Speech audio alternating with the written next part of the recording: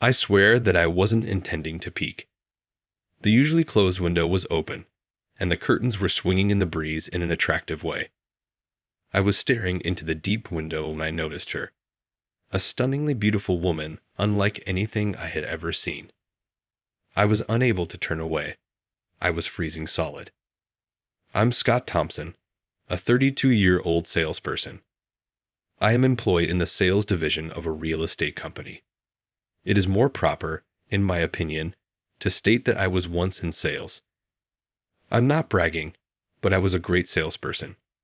I've received multiple awards from the corporate headquarters for being the best seller. I guess I got comfortable, thinking I would keep going in the direction of success. My unplanned plunge into the abyss occurred a month ago. My coworker unexpectedly became sick in the morning, so she requested me to cover for her for an afternoon property viewing appointment.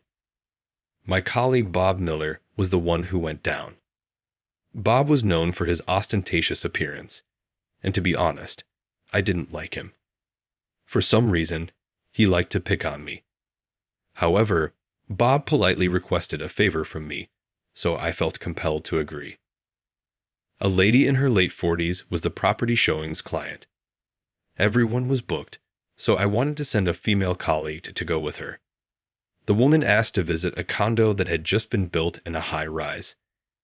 It was a substantial deal, close to $2 million in value. She was Bob's client, so I had to be very cautious when assisting her. Bob complaining that I was the reason we couldn't close the business was the last thing I wanted.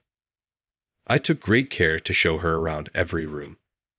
She gave off the impression that she was not paying attention to what I was saying. I was about to give up on this, but then she froze me in place by wrapping her arms over my neck. The woman smiled seductively at me. It was a terrible circumstance. Would you like to play a little? My back tingled as she requested. I was immobile as her gentle body stroked against mine. Even though I wanted to take her out cold, she was a client. As they were attempting to come to a peaceful conclusion, the door unexpectedly opened. My supervisor, the department manager, was the one who barged in. Anger was radiating from his face. He pushed the woman away from me. He angrily exclaimed at me, "Scott, what the hell are you doing with my wife?" I was shocked as I stood there. The woman was apparently the manager's spouse. Rumors had it that they were splitting up. The wife who'd wooed me laughed and said, "Busted." I was summoned to the director's office a few hours later. I had been reported by the manager for acting indecently and attempting to seduce a client. I wanted to fix a few things in his report, but there was no room for justifications in this environment. The director was staring at me like I was garbage, and the manager, who was still flushed, was furious. The manager reportedly said that I had used similar dishonest tactics to get all of my prior contracts. I was thus moved to a branch office located in a small rural town. In a sense, I was demoted. Bob was smiling smugly as I returned to my desk to get the reassignment notification. It was too late when I realized then that I had been set up. Packing up my personal stuff in silence, I walked out of the main office. I feel like I'm going to die from being so inactive since I was transferred to the branch office in a tiny town. Like a little rural village, the town where I was sent is close to the sea, and there isn't much job.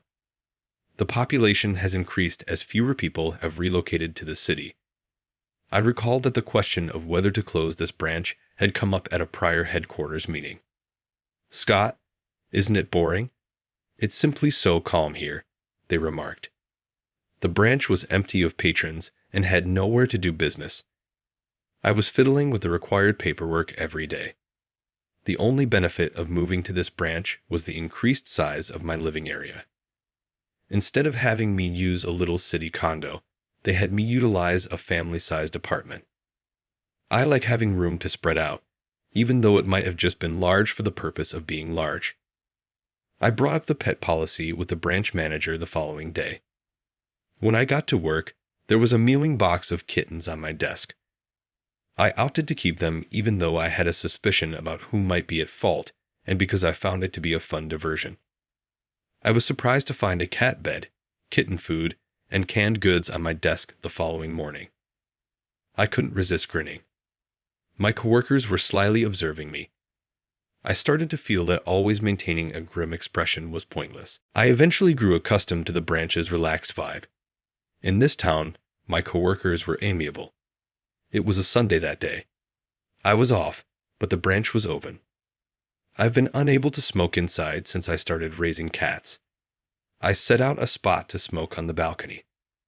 I leaned against the balcony railing and started a cigarette, as usual. Through the roofs, I could see the glittering sea. I had to avert my eyes since it was so bright. There was a 2-story building next to my apartment. The window of the typically shuttered corner room was open, the curtain billowing in the breeze. It dawned on me that this was my first weekend here in this town. The individual in the corner room must have had the day off as well. It seemed impolite to fixate too much. I was going to look back toward the water when I noticed something at the window of the corner room. Behind the billowing curtain, a young woman was in the middle of changing. It was difficult to look away, even though I knew I shouldn't. I let out an ouch as I dropped the ash from my cigarette onto the back of my hand. She gave me a look. She gave me a crazy-looking glance the instant our eyes locked. That surprised me, because the window was closed very tightly. She didn't scream at all, which is not what I would have expected. Instead, she just glared at me. Suddenly, I wanted to laugh. I broke out into laughter without even trying. Once more, the window flew open. She screamed at me, "Don't laugh, just you wait and see," and the window was closed again right away. Then footsteps reverberated, coming down the apartment's exterior stairs. Really? Wait? Will she be arriving here? From the balcony, I ran for the door. I heard the lift start to ding. I could hear footsteps approaching through the door. I braced myself and bided my time till the doorbell rang. The footsteps came to an end. She cried out, "Come out." I froze for a second as I resignedly opened the front door. By mistake, she had pressed the doorbell of the adjacent room.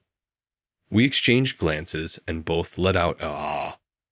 The next instant, a curvaceous woman who lived next door answered the door and said, "Yes, yes." Abruptly, the Chihuahua sprang out and gave her a fierce bark.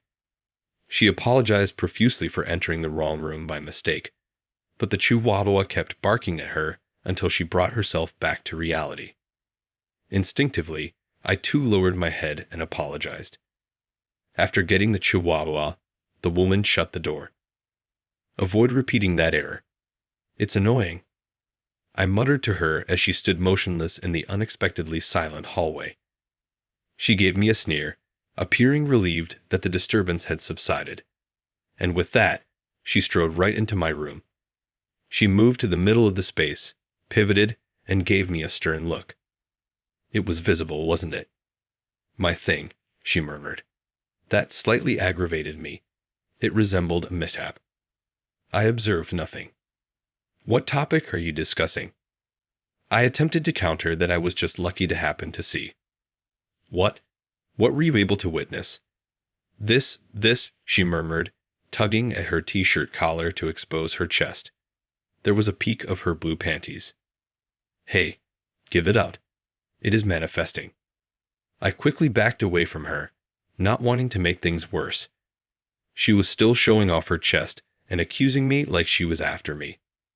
It was in sight, as you and I both observed. I apologize, but I assure you that it wasn't my aim. She slapped my cheek before I could say anything else.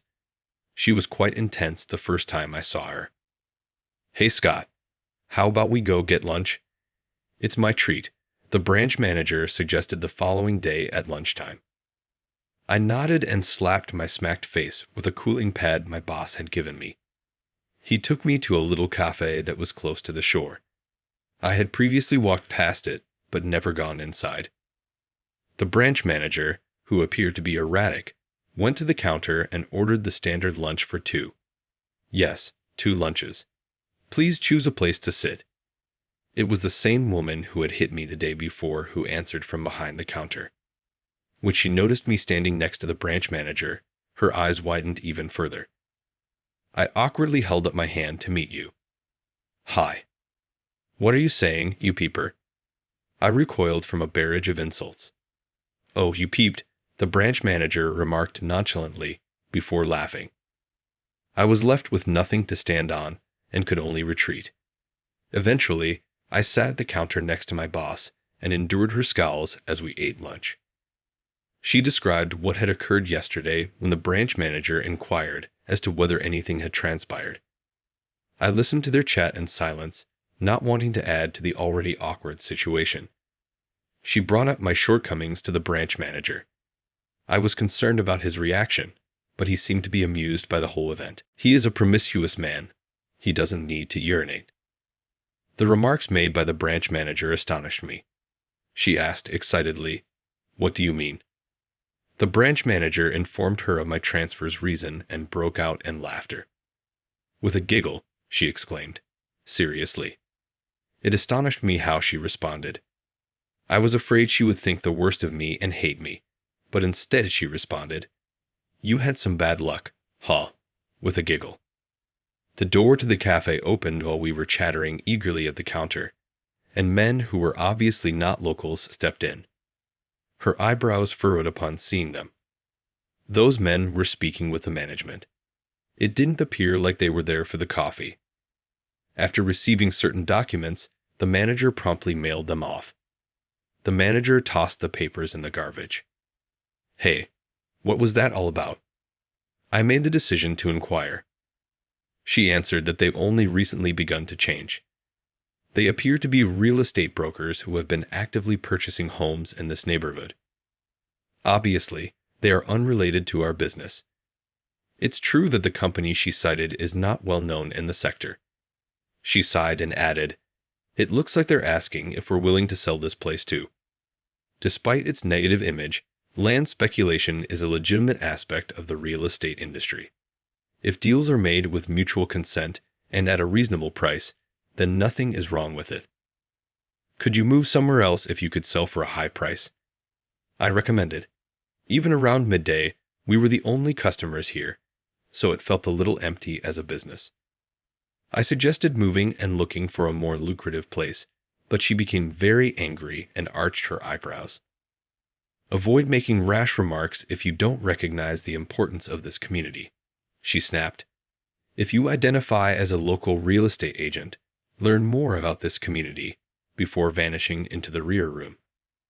She is incredibly enthusiastic about our local community, so I apologize for that. We call her Kathy. Please try not to take it too personally. Continue spending time with us, he said as he stealthily poured us more coffee. I started a new habit after that day. I made the decision to take a leisurely stroll out the neighborhood after work rather than heading straight home. Kathy had sparked something with her remarks about local love. Her remarks gave me motivation, even though I had been depressed since my promotion. Walking gave me the opportunity to learn a lot of new things. Despite the claim that there weren't many young people, I observed that there were a lot of recent youthful arrivals, seemingly drawn to the ocean. The majority of them appeared to have moved here. I had never seen the morning sea, and I'm not a morning person. A young man who had moved from the city and operated a pub invited me to the beach before work. I was unaware of the existence of a nearby beach at the time. There were surfers waiting for the waves just as the sun was going to rise. It startled me to see people surfing so early in the morning because I had never surfed. I walked down to the sandy beach to witness the scene, heart racing. I saw that there were restrictions while I watched them. One person could only ride a wave at a time. They were making way for one another as if there were some sort of hierarchy. It was unexpected. It wasn't as tough as I had thought it would be. "What are you doing?" When I turned to face the voice, I saw that it was Kathy. She held flippers and a huge bodyboard in her hands. "Happy morning." "What is that?" I asked, gesturing to the big bodyboard. Kathy knelt down next to me and placed her flippers in the sand. She then displayed the sizable bodyboard to me. It was attached with some form of rope, unlike a standard bodyboard. What seemed like a wristband was at the end of the rope. "It's a bodyboard." "Have you never seen one before?" she inquired. She was wearing a 3/4 length, short-sleeved sweatsuit. She was most likely going to surf. I discovered that bodyboarding and surfing are two distinct sports. Laying your upper body on the board allowed you to ride the waves. Fins, or flippers, are worn on the feet to aid with underwater navigation. With everything being so new, I had a lot of questions. As she performed her warm-up stretches, she methodically went over everything. I discovered that there are certain times when the waves emerge and go, and that the waves are best in the morning. "Scott, why not get it a shot? Living so close to the sea is a waste if you don't." As she put on her fins and got to her feet, she joked, "Make the most of your move." She was set to leave after attaching the leash, which is a chain that holds the board to her wrist, to it. She peered back at me as she walked backward into the water while wearing fins. She had a penguin-like appearance. When our gazes locked, she shot me a huge happy wave. She turned around and began to walk toward the horizon over the waves as soon as the water reached her waist. She seemed skilled at what she was doing. However, I was afraid she may topple over on a strong wave. She picked up some speed and slid her board under the wave. I discovered later that this maneuver is known as a dolphin dive. Before she got to the waiting area where the best waves come in, she passed a couple waves. She waved at me as she sat on her board. She would pick up pace and surf the wave when it came. She slid diagonally down the big waves and looked like she was flying. She was satisfied with her appearance when she came ashore after spending nearly an hour in the sea. It was the other surfers heading back to shore. To my amazement, every one of them said hello as they went past. Even though it was a tiny gesture, it warmed my heart. Under their wetsuits, some of them displayed tattoos. Everyone seemed extremely amiable, in spite of the differences. It was very almost unexpected. Kathy had removed her wetsuit's upper portion. I was a little startled by her bright blue bikini, but then I realized something and had to say it aloud. "Oh, you weren't not wearing a swimsuit at the time." It turned out that it wasn't underwear. She was wearing her bikini, not the underwear I thought I saw her in. Why she didn't mind that I saw it makes sense. Kathy laughed and snorted. Though I was surprisingly revived, I also felt a little adrift. Looking at the sparkling water, I squinted and murmured, "This is a nice town." She smiled warmly and held out her hand to greet me. "Welcome." I shook her hand. It was still a little chilly from the water. I began getting up early to go to the beach after that day. Unfortunately, I am not a swimmer, therefore I was unable to attempt surfing. Even though I knew I would float if I wore a wetsuit, I still found the thought of diving into the water unsettling. I'd also started having lunch every day at the cafe where Kathy works. I started to know the businesses in the area and started spending more time with the young people who had recently relocated here. I started to hear more and more stories about the land sharks as I settled there.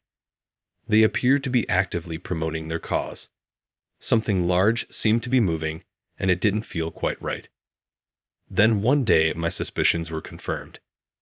I watched a black, high-end automobile drive by on my way to work. Through the window, I glimpsed a face I recognized. Bob, the person who had framed me, was there. I was unaware that Bob was leaving his position. He's up to no good with another real estate company, taking a different approach. If he's moving covertly, there must be some dubious activity involved. As soon as I arrived at work, I called a friend who worked at the main office. My acquaintance says that Bob is presumably off for the annual holiday today. His lifestyle has become substantially more lavish, and he has been missing a lot of work lately. I inquired about his sales results.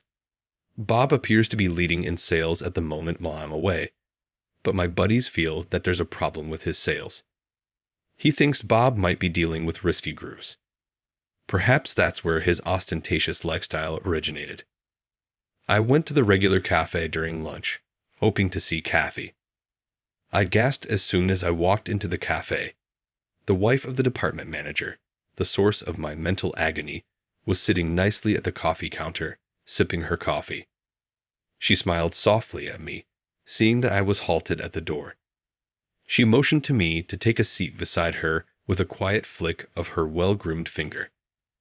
I grudgingly took a seat beside her. "What brings you here? You were to blame for that."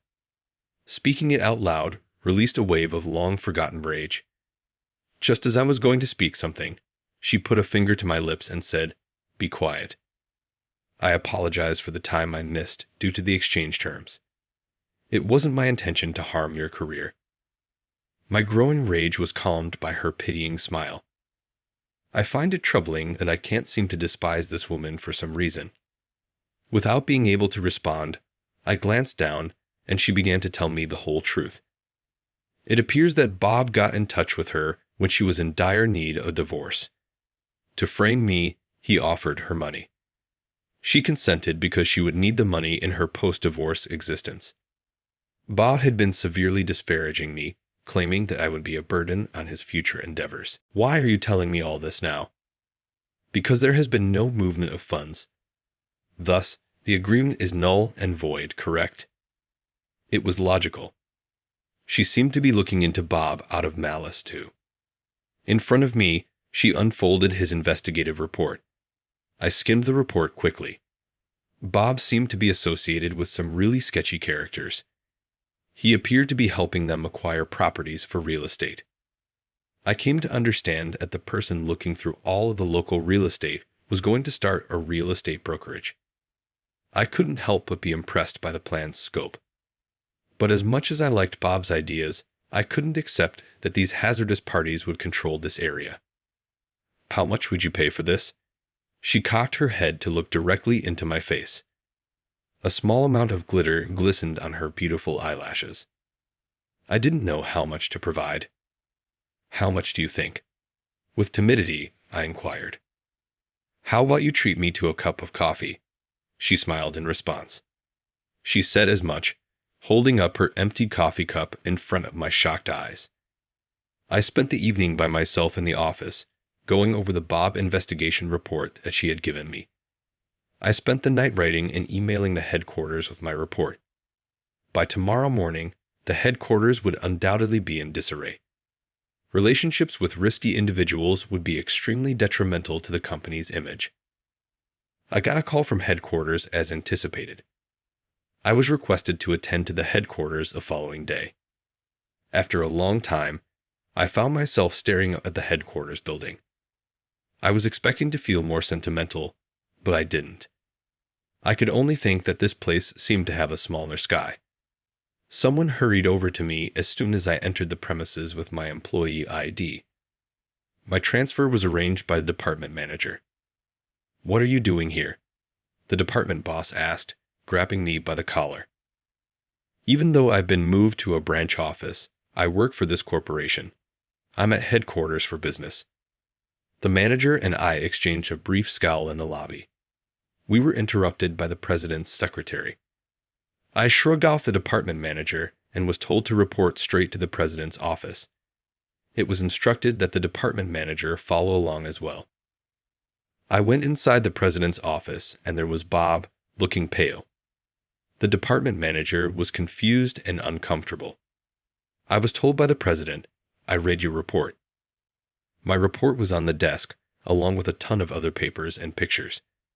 "They have to look into this yesterday." These were probably evidence of Bob's wrongdoing. When the manager saw the pictures of Bob doing business meetings with dubious people, she became pale. The misbehavior of a subordinate cast doubt on the supervision of his superior. I was hoping that as a result of our shared responsibility, we would both be expelled. Bob was dismissed and the department manager was demoted, according to the president's decision. Later on, I found out that most of Bob's sales were agreements with dubious partners. Our internal policies should allow us to cancel the purchase contracts, but it will be challenging to negotiate each one separately. All I can hope is that everyone at the headquarters will band together and put in a lot of effort. Bob paled as he exited the room after receiving his notice of termination. I heard the president say, "Come back to headquarters." He urged me to be the best salesman I was ever. That's what I had first thought would happen, but I was uncomfortable with it. I said nothing, unable to respond right away. The president appeared to be anticipating my response. The enormous window behind the president caught my attention. The day was bright and the light was streaming in. Still, it was long beyond work hours, and the sun had set when I got back to the branch office. Although I assumed that by now everyone would have gone home, the office windows were well lit. People were working unusually long hours, which astonished me. Unexpectedly, a party popper went off as I opened the door. I shouted back, shocked by the popping sound and finding myself coated in thin strips of paper. I had no idea what to say. Greetings from HQ on your return. Getting back on the fast track. My fellow branch employees, the branch manager, the president of the shopping district, and a few surfers I know were all crammed into the office. Everyone showed up when I stated you would most likely be heading back to headquarters. Donning a party hat, the branch manager exclaimed, "You're really loved." Ha! His remarks had already irritated a few people. It's taken for granted that I'm leaving this branch. I've heard you were a top salesperson once. I was completely ignorant. A twinge of sadness shot through my chest as Kathy smiled. You're not someone who should be wasting away in a place like this. You know, I turned down the offer to return to headquarters, I replied. My words put a look of confusion on everyone's faces. Observing their facial expressions, I experienced some remorse. I thought I had let them down. What? Why? Regarding your advancement, how are things going? Kathy barraged me with questions, acting as though she spoke for the entire group. I basically reiterated what I had told the president after giving it some thought. The city is overly small. I can't breathe, and there's no sea. I'd like to pick up swimming. Kathy gave me a look of incredulity and embraced me. I muttered something that was only audible to Kathy, and you wouldn't be there. Kathy did not comment, but by her tight grip on my arm, I could tell what she was thinking. I believe that my choice was perfectly appropriate. As usual, I sat on the sandy beach early the next morning and gazed out to sea. Kathy was getting ready to jump into the waves next to me.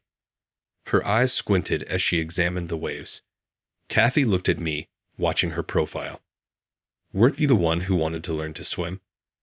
She didn't appear happy that I wasn't accompanying her inside. I wanted to learn to swim, but I didn't even have a swimsuit. Kathy laughed when I told her I had to get the gear first. Just swim in your shorts. I've been thinking, do you want to get married? At my words, Kathy froze. She has always been full of surprises, even since we first met. However, I was successful in my goal to surprise her this time. Gazing at Kathy, who was frozen, I grinned to myself. Regaining consciousness, she laughed, glanced at my smile, and clicked her tongue. I'm not marrying a non-swimmer. She averted her gaze and exclaimed. Then, in a much smaller voice, she added, If you learn to swim, I'll consider it. It was nothing new that she was teasing. When did you start liking me? A bodyboard hit me before I could finish my line. Cease presuming things about yourself. Return to headquarters. Kathy rushed toward the water when she saw me with that parting shot. She approached the edge of the lake and suddenly turned around. She must have discovered that her flippers were missing. She grabbed them from me when I held them out. She turned and gave me a huge wave as she put on the flippers at the edge of the sea. The ring better be a diamond, not a birthstone. I could even go into the sea with her fearlessly. I wish I could have told the depressed me when I was relocated from headquarters to this village and arrived. You're going to find the greatest treasure in this town. I suppose I should thank the goddess of fate for now.